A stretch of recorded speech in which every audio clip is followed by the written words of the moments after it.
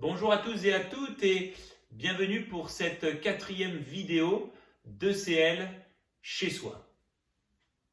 J'aimerais commencer par cette parole « Qui m'aime me suive ».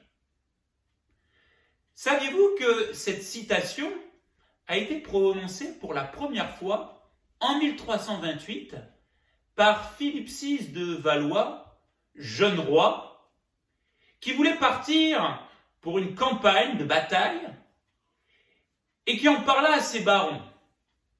Ces derniers furent très peu enthousiastes.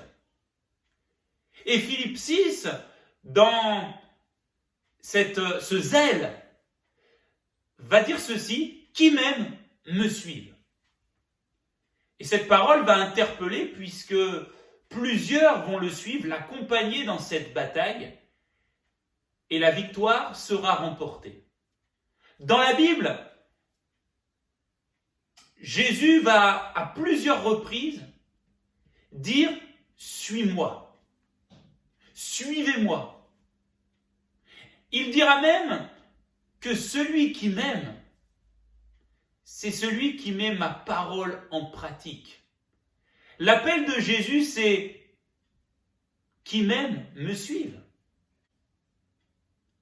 Je voudrais vous parler quelques instants de ce que veut dire suivre Jésus. Et on va lire un texte qui se trouve dans l'évangile de Jean au chapitre 21, au verset 19. Après avoir ainsi parlé, il lui dit, donc Pierre à Jésus, « Suis-moi ». Pierre se retourna et vit venir à leur suite le disciple que Jésus aimait, celui qui pendant le souper s'était penché sur la poitrine de Jésus et avait dit « Seigneur, qui est celui qui te livre ?» En le voyant, Pierre dit à Jésus « Et celui-ci, Seigneur, que lui arrivera-t-il » Jésus lui dit « Si je veux qu'il demeure jusqu'à ce que je vienne, que t'importe, toi, suis-moi. » L'appel que Jésus nous lance de le suivre, de l'aimer et de le suivre, est un appel personnel. Jésus est celui qui se propose, il ne s'impose pas. Et il veut faire route avec nous.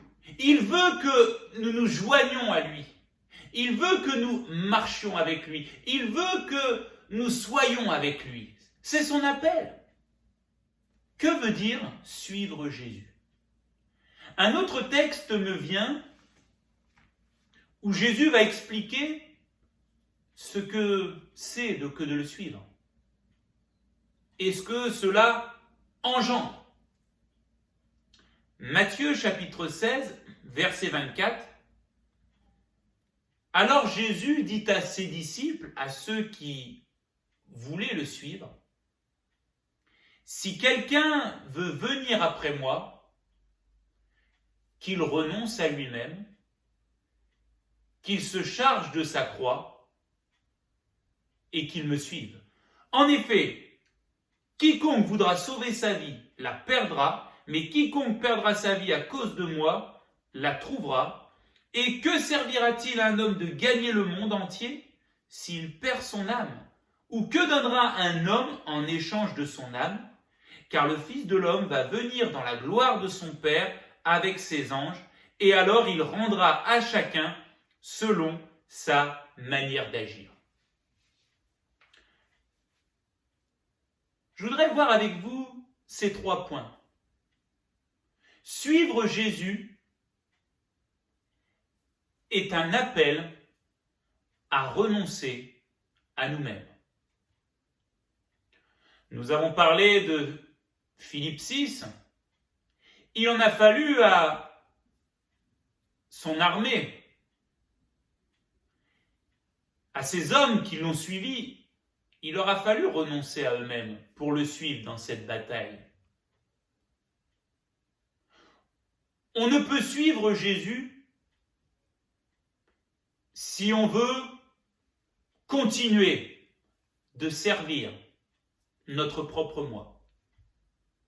On ne peut faire de Jésus le chef de nos vies si on veut continuer à être notre propre chef. Renoncer à soi-même. Le terme original qui est utilisé, c'est le terme renier. Que celui qui veut venir après moi, dira Jésus, qu'il se renie lui-même. Renier, le dictionnaire nous donne ces deux définitions.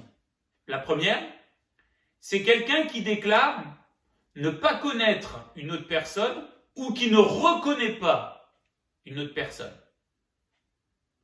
Et la deuxième définition, c'est renoncer à quelque chose, renoncer à des choses importantes. Et c'est ce que Jésus nous invite à faire. Il veut que nous renoncions, il veut que nous renions notre propre moi. Qu'est-ce que ça veut dire? Nous savons tous que, au plus profond de nous-mêmes, nous avons des désirs. Nous avons des réactions. Nous avons des attitudes. Nous avons des pensées.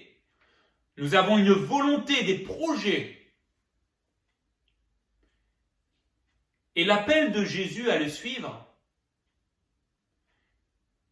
c'est que nous devons faire un trait, table rase, sur toutes ces choses qui sont au fond de nous-mêmes. Pourquoi? Parce que Jésus veut que nous acceptions et que nous vivions ses projets à lui. Son attitude, elle est donnée dans la Bible, la parole de Dieu. Il veut que nous acceptions et que nous vivions sa volonté, ses réactions, et que nous vivions les projets qu'il a pour chacun de nous. Renoncer à soi-même pour accepter la personne de Jésus. Ensuite, suivre Jésus, c'est un appel à mourir au péché. La Bible nous dit que le péché, c'est manquer le but que Dieu a pour nous. Et le péché, la Bible nous dit qu'il est attaché à nous. Un homme, l'apôtre Paul, va dire ceci: je fais le mal que je ne veux pas faire. Et je n'arrive pas, je ne fais pas le bien que je voudrais faire. Pourquoi? Parce que la Bible nous dit que le péché et nous, par nature, nous sommes dans une alliance. C'est-à-dire que nous sommes liés et que nous sommes tentés, nous sommes souvent, nos penchants nous conduisent vers le péché. Et Jésus nous dit ceci, que celui qui veut marcher à sa suite, qu'il porte sa croix. Jésus est celui qui, il y a 2000 ans, a porté la croix, a été cloué à la croix. Et vous savez pourquoi? Parce que la Bible nous déclare qu'à la croix, Jésus a détruit le péché. Que Jésus a, ôté la puissance du péché. Que Jésus, nous a délivrés, chacune d'entre nous, du pouvoir et de l'autorité du péché. Alors que veut dire porter sa croix? Porter sa croix veut dire accepter et aussi s'engager à vivre loin du péché. Quand je comprends ce que Jésus a fait à la croix, alors je décide d'accepter le fait qu'aujourd'hui le péché a été détruit dans ma vie, que le péché n'a plus de puissance sur ma vie et que aujourd'hui Jésus, par sa mort à la croix, a brisé l'alliance dans laquelle j'étais avec le péché. Il a brisé cette alliance, je ne suis plus lié à cela Et Jésus à la croix m'offre une nouvelle alliance, une alliance avec lui pour l'éternité. Porter sa croix, renoncer au péché et vivre la pureté, la sainteté de Jésus dans ma vie. Troisièmement, suivre Jésus, un appel à marcher dans les pas de Jésus. Jésus est le meilleur guide qui soit. Je me rappelle, il y a quelques années, je partais avec une connaissance faire une randonnée, une personne aguerrie, expérimentée, et on s'est retrouvé dans des forêts, on s'est retrouvé dans des vallées. J'étais perdu, mais j'avais confiance et j'avais une paix, une détermination parce que je savais que celui avec qui j'étais, mon guide, qui marchait devant moi, il connaissait super bien le terrain et que on arriverait à destination. Et Jésus a des projets pour nous. Jésus a des désirs pour nous. Jésus sait là où il veut nous emmener, nous conduire. Et suivre Jésus, ça veut dire de prêter l'oreille à ce qu'il me dit dans sa parole, quand je médite sa parole, mais aussi de lui obéir.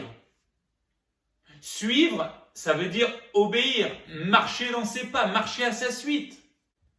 Je veux lui obéir parce que même si ça ne me plaît pas, je sais que c'est ce dont j'ai besoin et ce qui va m'amener plus loin.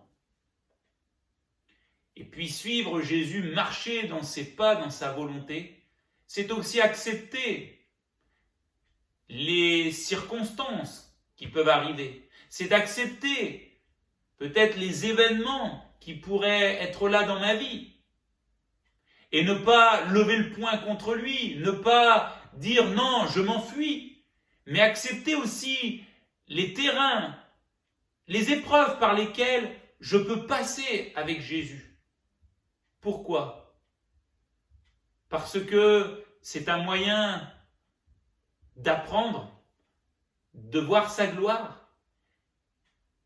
Et c'est aussi des chemins sur lesquels je peux apprendre de plus en plus à le connaître. Alors, je terminerai par ceci. Suivre Jésus est un appel, et un appel encore valable aujourd'hui. Est-ce que nous voulons suivre Jésus, marcher avec lui et aller jusqu'au bout avec lui ? On va prier ensemble quelques instants. Jésus, je veux t'appeler Seigneur, parce que le Seigneur, c'est celui qui a autorité sur nos vies, celui qu'on veut suivre, celui à qui on veut obéir. Et c'est ce que nous voulons pour chacune de nos vies, que tu sois notre Seigneur.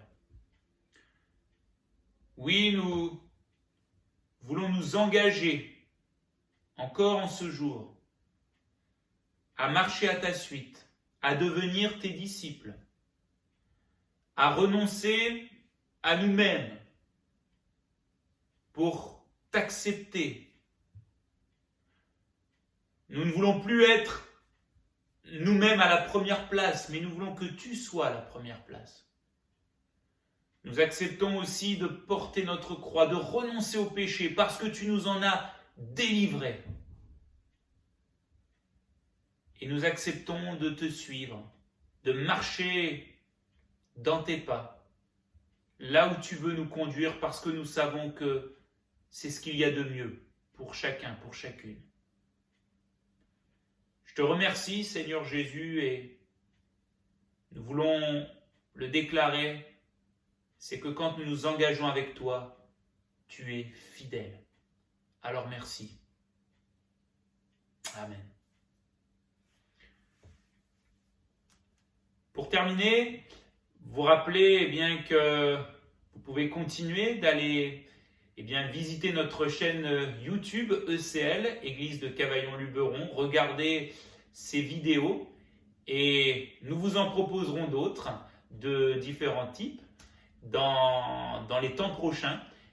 En tout cas, que le Seigneur vous bénisse et je vous dis à très bientôt.